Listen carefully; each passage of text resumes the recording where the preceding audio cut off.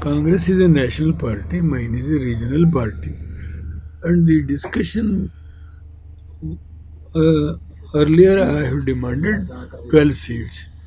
Today ultimately I have clinched for 10 seats before the National President Rahul Gandhi in presence of his party General Secretary Venugopal.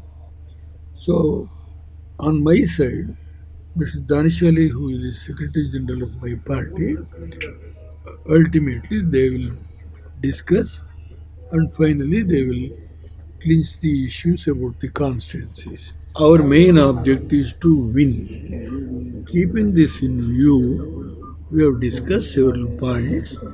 Ultimately, final decision will be taken by Rahul Gandhi after consulting with both the general secretaries of my party and their party, Venugopalji and